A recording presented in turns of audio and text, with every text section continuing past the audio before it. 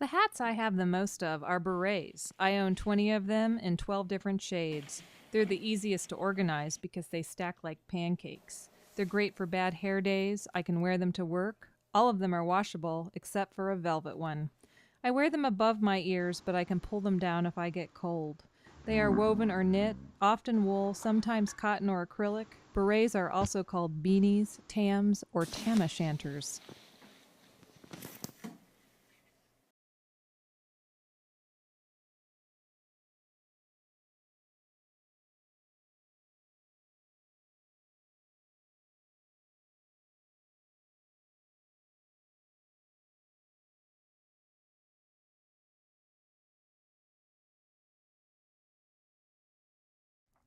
The cloche is another favorite hat.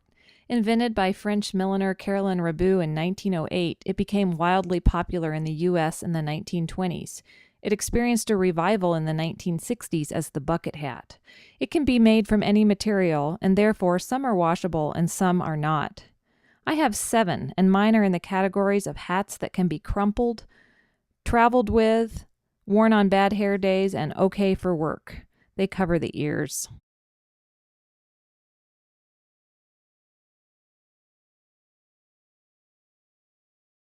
The cap has been popular as a men's style since the 19th century. It's good for bad hair days and for travel, but it's not good for work and it's not washable because it's lined.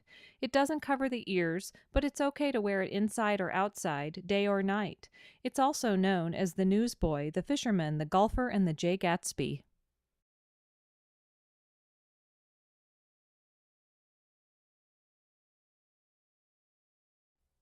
Furry hats are fun.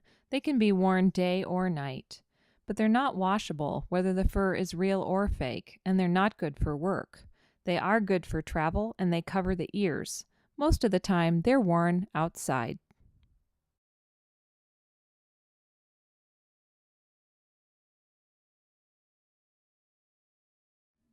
Outdoor utilitarian hats are boring, but they're a necessary evil to get you through winter.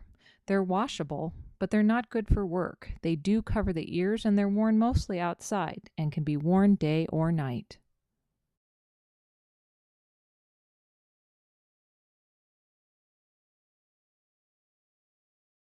Animal hats are strange, fun, and silly. They are not safe for work. They're made of all kinds of fabric, so they're questionably washable. They're easy for travel and they cover the ears. They're mostly worn at night, at music festivals.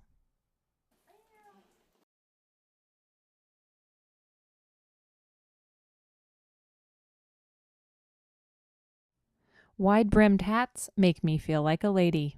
They are not washable, they are not good for work, and they're hard to travel with, but they do cover the ears. They're usually worn outside and they're mostly worn during the daytime.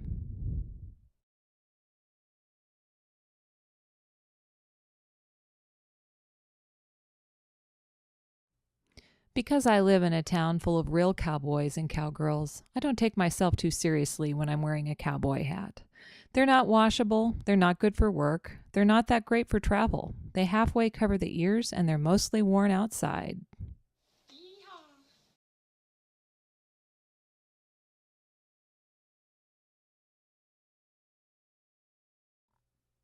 Turbans are mysterious hats that have been worn in many cultures for centuries. They're not that great for work. They're questionably washable. They do cover the ears and they can be worn day or night.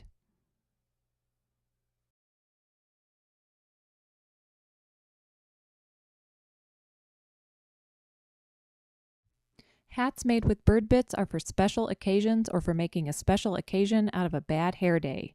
They are not washable, they are not good for work, and they're difficult for travel because they require boxes and storage space. They can be worn indoors or out, day or night.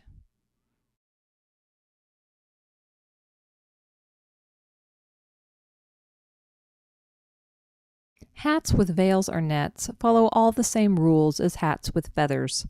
Both are under great threat from house cats when out of their boxes. While feathered hats are formal but fun, veiled hats tend to be formal but somber.